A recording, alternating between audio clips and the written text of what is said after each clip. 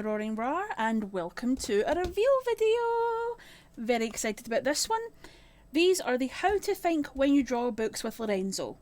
Absolutely amazing series of illustrations and guides and tutorials, all condensed into 3 lovely books. But if you notice, I've got 4 books here. That's because this one here is How to Think When You Write with Robin. So, very interested in going through these with you, showing you the absolute value of information you're going to collect in these. We'll quickly go through some quick info as to what these books are. Now, personally, I don't know I don't know the team of Lorenzo. I don't know the comics that they've drawn. I have seen their tutorials online all over reference websites. This is how I've came across these. All their guides and tutorials that are in these books are all listed for free online, which is absolutely invaluable information. But it's very handy to have information like that in a physical format. So if you don't have the computer or a phone with you, you want to draw things by hand, you just want the references in front of you.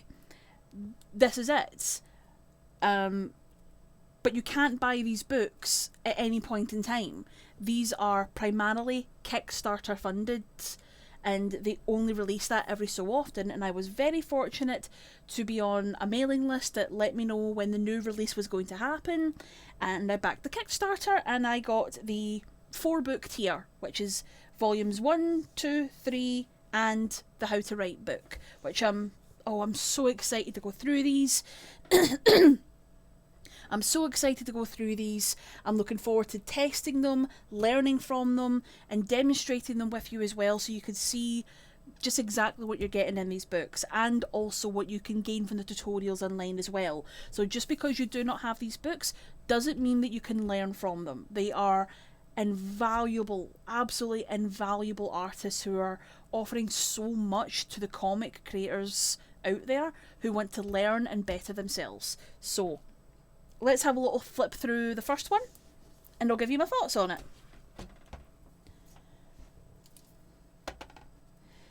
So right away, we have an incredibly detailed, what's the word for this? Index? Contents page? Contents, of course it's contents. It tells me they are absolute diddy.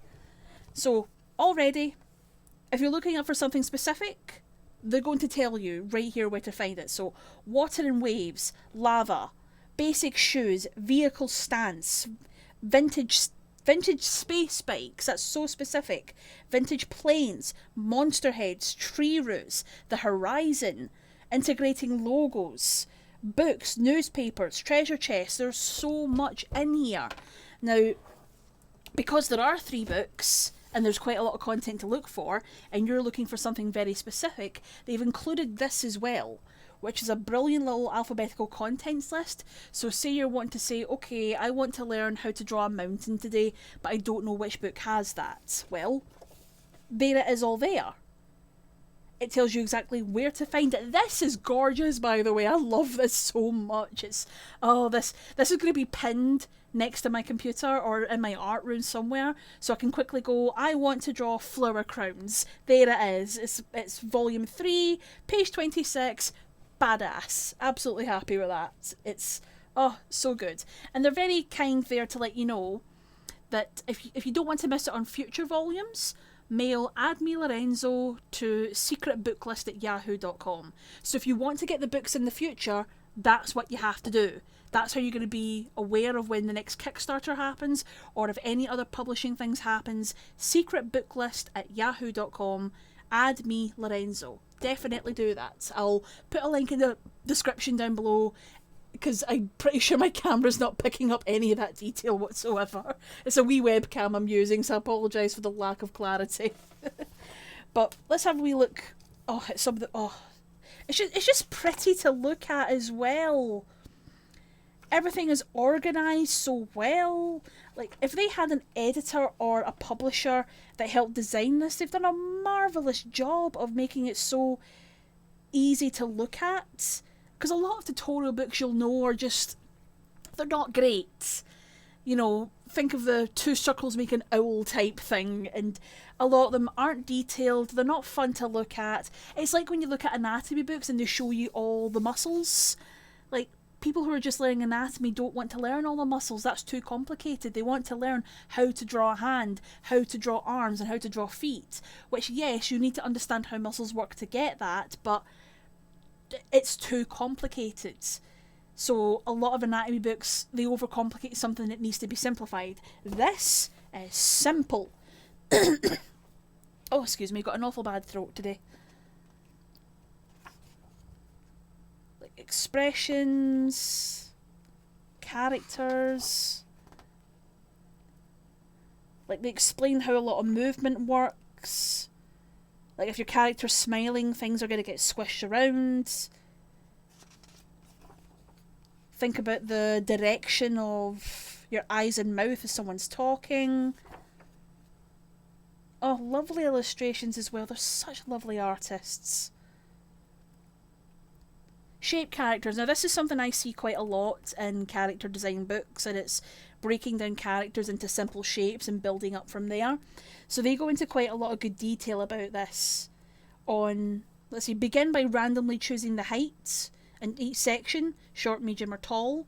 So already they're kind of giving you some building blocks on where to work from. And then how to go about adding more features and details. They've got running figurines. Let's pick a wee random page, see what we get. Oh, this would be a good one. I've seen this quite a lot in a few... I've seen this quite a lot in storyboarding books, where they're teaching you camera angles basically, and where the horizon is for a camera angle. So again, they're going into quite a lot of illustrative detail, explaining the important parts in bold lettering. Like, nothing about this looks difficult to understand. Integrating logos, this one looks really fascinating. So this would be quite good for graphic designers who need to include illustration and logos for a design.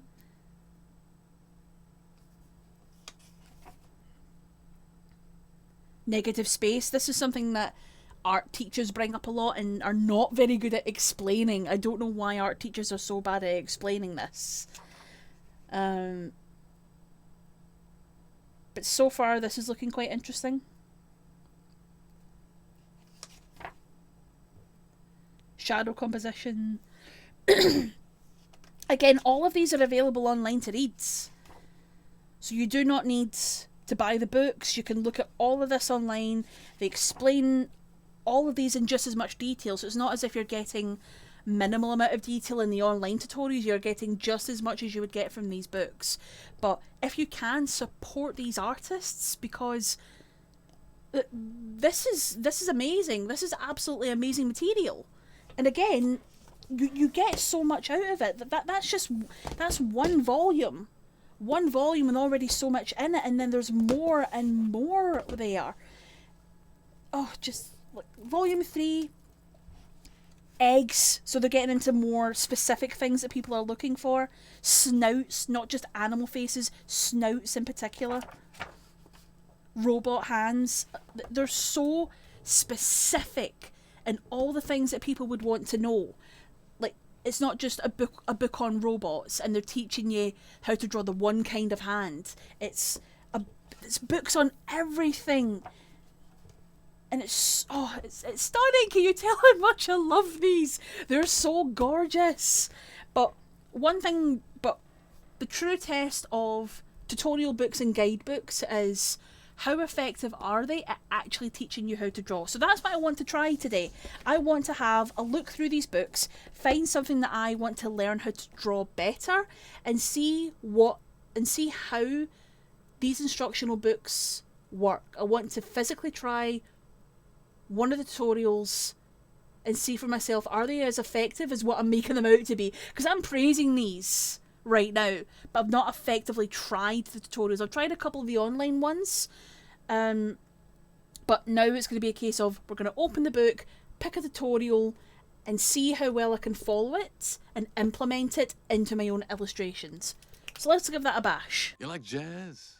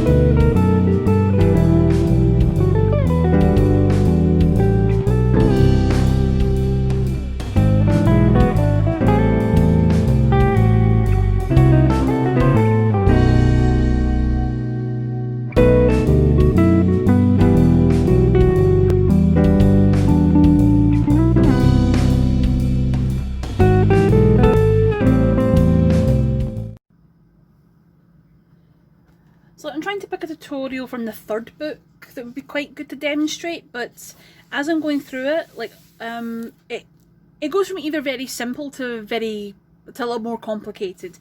So for example, you've got arms here, simple enough, some lovely examples teaching you about the importance of silhouettes and gestures. You know, it's like a classic rule that you see in a lot of character design books. It's that you should be able to recognise a character from their silhouette. I nearly said cigarette.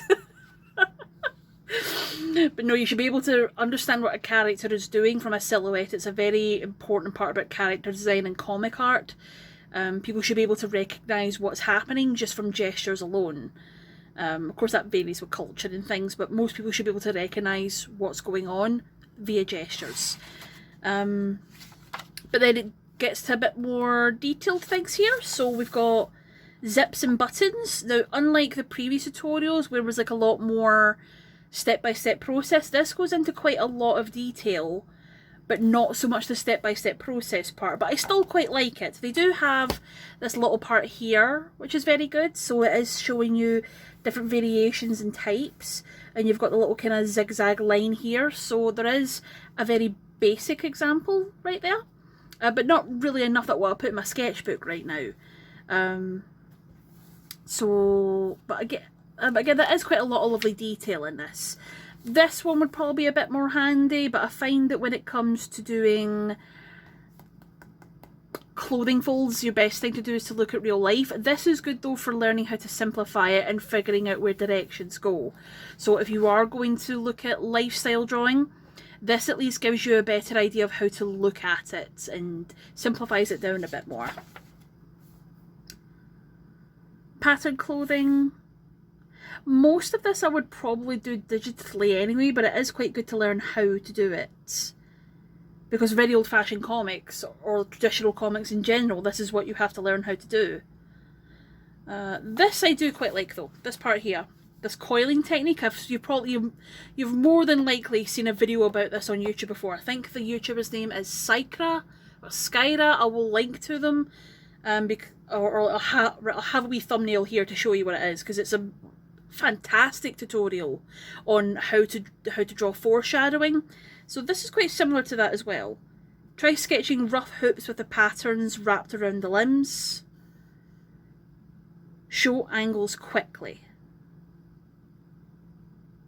So this is kind of demonstrating how, depending on the direction that you're going with, then that can change the pattern quite a lot. So this is quite complicated stuff. So this is something difficult to squeeze into 2 pages, because quite a lot of these tutorials are only 2 pages. So when it comes to something quite detailed as this is difficult to do. It's why a lot of this people tend to do it digitally now. It's very difficult to do, but there's some lovely examples in here. Walks, again kind of going back to gestures and things like that. There is a lot of things in here, but not a lot that I would sketch into my book if I really needed to. Walking and gestures, I would more than likely copy references. I would look at references and try to work more with those gestures. Because this is really just kind of breaking down what it looks like. It is showing you character weight. It's showing you a more cartoonized version of how gestures and walking works. But this isn't something I would really put into my sketchbook, because later on we're getting in again to more detailed things. So camera angles and how composition works. Like, just some very handy stuff. 2-line composition. Probably if I was going to do some background art in the future, then I would break this book out and go, okay, let's take an example of what they have. So this 2-line composition, I would say, okay, let me try to recreate that. And then I would like keep little thumbnail examples of it. So it's quite good for that type of thing. But right now I'm not going to go into full length detailed background art. Otherwise I'll just be copying this one as an example. But these are quite good demonstrations at least. But yes, these are absolutely brilliant books. I only did like 2 little examples there, and that was Smoke and Teeth, because I because I'm more of a horror style artist anyway, so I like to try and branch out in those things. So it's good to see how someone else teaches you how to do it. Smoke, I'm not very good at drawing. I would often use Photoshop brushes or brushes available in Clip Studio Paint, but it's very good to understand your own fundamentals and learn how to draw it by hand, because you might not always have a computer in front of you, or you might have to demonstrate something in front of someone, you'll want to sketch things, and it's very good if you can learn how to do it with your own hands. It's such a brilliant skill to be able to do. And these books, I'm looking forward to testing them out more in the future, learning from them and seeing where my flaws are as an artist, so I can learn to get better. That's what I'm looking forward to experiencing with these books. So anyone, if you want to learn from these books, remember, all the tutorials are free online. Learn from these guys. They are professionals. They clearly know what they're doing. Like, you just don't have this level of detail and guidance without knowing what you're doing. And it's presented in a way that's visually pleasing to look at. It's not boring. It's not like a fine artist book trying to pose itself off as a cartoonist book. It's a book by cartoonists making it for cartoonists, and they're amazing. Absolutely recommend them 100%. And that's all for now, guys. Thank you so much for watching this little review video. I hope you all managed to get onto the waiting list that you can get these books for yourself. If not, go learn from these tutorials and enjoy yourself. Just enjoy sketching, enjoy the process, and I hope you have fun. If you liked this video, please subscribe to the channel, leave a few comments, let me know if you want to see more videos like this in the future, or if you'd like to see more sketching videos. I'm trying to find out what kind of channel I want this to be. So I'm experimenting with a few different things, and I'll probably lean towards more what people are actually enjoying watching. So let me know what you want to see in the future, and I'm looking forward to hearing from you all. Take care now, and bye bye.